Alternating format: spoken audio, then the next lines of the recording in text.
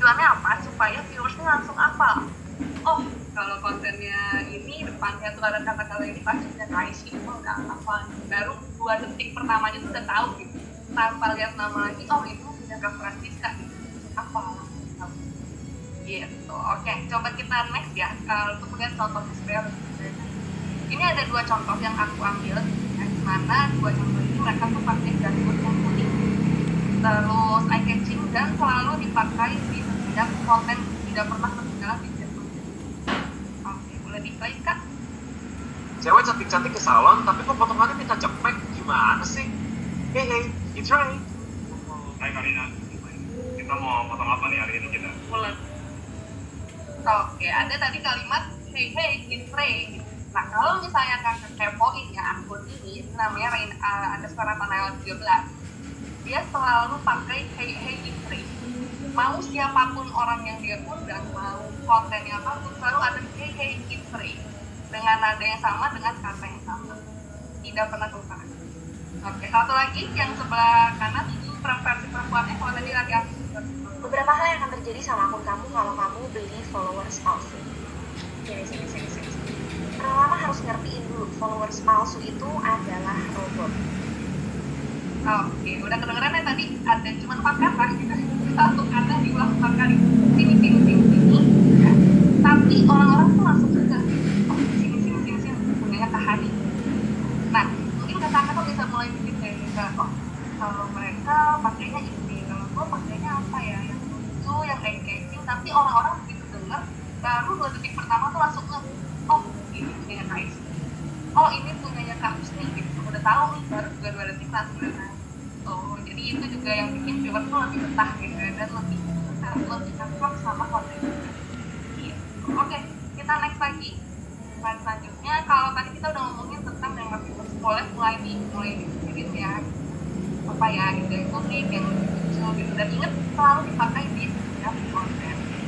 Boleh nanti misalnya di captionnya atau videonya, nah pokoknya selalu pakai setiap kelupaan.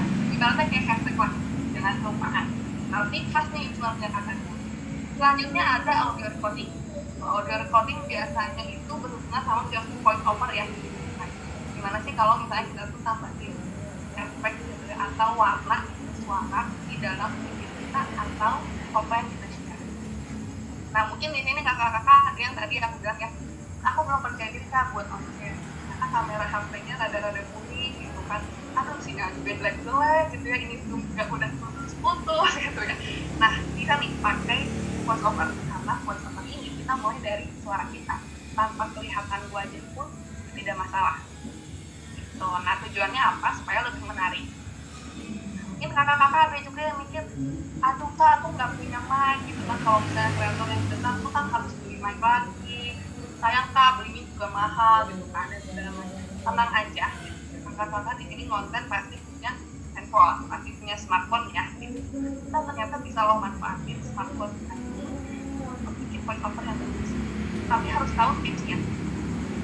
Tipsnya itu pada saat kamu bikin voice over atau rekam suaranya, taruh handphone itu jangan terlalu dekat dan jangan terlalu jauh.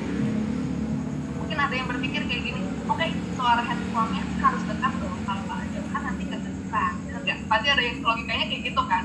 Kalau kejauhan kan nggak kejauhan kedengeran dong, tapi kan kita tempelin banget. Nah, ternyata kalau ditempelin banget, itu bisa ada suara besar. Jadi itu suaranya kayak, nah ya kayak gitu tuh, suara kayak gitu. Itu tuh kurang enak didengar gitu. Jadi untuk tipsnya gitu ya, letakkan handphone dengan jarak yang tidak terlalu jauh, ya, tidak terlalu dekat juga. Diberi jarak sedikit. Tujuannya apa? Untuk menghindari suara besar. Atau kalau misalnya nih karena udah di sini ada yang import, ada handphone sudah import, itu juga bisa digunakan sebagai pengganti karena hasilnya akan lebih jelas. Itu dibandingkan langsung suaranya masuk. Kalau misalnya kakak-kakak pakai earphone juga bisa menghindari suara bising ya, misalnya ada aja gitu kan motor gitu, grab gitu kan rumah gitu kan, atau kan suara ayam gitu biasanya. Nah, itu bisa dihindari juga pakai earphone karena dia akan lebih menyerap suara itu lebih bagus gitu. Nah, tips yang kedua, jangan lupa matikan dahulu notifikasi smartphone. Tidak siapa yang suka lagi voice over tiba-tiba stop gitu, ada debakan stop ada debakan. Jadi memang kalau kita dimaksud kayaknya gitu. Nah memang benar banget nih gitu, tapi ada yang share juga di sini di komen, tapi video editor sekarang udah benar sekarang juga banyak video editor yang bisa ngilangin suara bising, itu juga bisa dipakai sebagai salah satu jengkal lah minimal HP buat record. Bener banget tadi aku bilang ya, jangan terlalu dekat, jangan terlalu, 1 jengkal lah kira-kira aja, nggak usah makasih banget 1 jengkal ya gitu. Thank you nih kakak yang udah komen juga di sini. Oh ada lagi nih, ini keren banget. Aku kalau voice over HP-nya dibuka pop-up dulu, dia dan ngomong dia nggak cemetik. Nah aku pernah dengar juga ada orang yang share dia tuh biasa HP-nya dibungkus dulu pakai kaos kaki. Beneran, aku pernah dengar gitu ya. Jadi supaya suara itu lebih jernih, dibungkus dulu pakai kaos kaki. Kalau ini mungkin kakaknya pakai pop-up, tapi kan sama ya, maksudnya itu jenisnya kain yang biasanya tuh dalam kebisingan gitu. Oke. Lanjut ke poin kedua, kalau bisa voice over-nya tuh mengandung storytelling alias ada cerita. Nah, cerita yang disebutkan yang diceritakan dalam voice over ini tidak harus nyambung dengan isi konten. Nah, kenapa tidak harus nyambung gitu? Nah, kita cek contohnya nih, langsung next aja Kak. Kita lihat contohnya. Oke, aku ada 2 contoh di sini, kita lihat yang sebelah kiri dulu ya. Nomor toko dijadiin kontak darurat pinjaman online. Menurut kalian itu wajar gak sih dilakuin sama orang? Ingat gak waktu itu kan Mimin pernah sempet bikin lowongan kerja kan? Dan yang masuk tuh sampai ribuan chat, jadi kita emang gak bisa balas satu-satu. Sebulan kemudian kita tiba-tiba dapet chat dari pinjaman online. Nah ada yang pakein WhatsApp kita jadi kontak darurat dia. Dia gak terima dan hubungin orang yang ngutang ini. Kalau apa yang terjadi? Malah galakan dia dibanding kita. Dia yang harusnya bayar tapi malah baca teleponin setiap hari. Ada yang mau bukti video chatnya? Nah, tadi teman-teman nonton ya, isi videonya tuh tentang dia bikin mentai sebenarnya kan, dia bikin makanan. Tapi ceritanya ada nggak nyebut-nyebut mentai? Nggak ada. Dia malah curhat gitu kan, dia malah curhatnya ada orang customer pakai nomor dia buat ini. Nggak nyambung sebenarnya ya isi kontennya, bikin mentai, proses bikin mentai, tambahin mayo dan segala macam, tapi ceritanya tidak. Nah, tapi ini yang bikin orang-orang tertarik juga.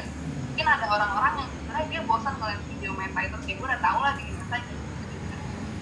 Tapi dia penasaran ceritanya tuh gimana, apalagi ini ceritanya berlanjut tuh. Nanti inget gak sih terakhirnya tuh dia nanyain ada yang penasaran skill chatnya gimana gitu. Jadi dia bikin cerita berlanjut supaya orang kepo, sebenarnya kenapa sih ceritanya tuh jadi video atau gimana gitu, terus kelanjutannya gimana gitu. Banyak orang yang dengar konten aku lihat konten itu pengen tahu doang ceritanya, pengen tahu doang dramanya gitu, padahal isi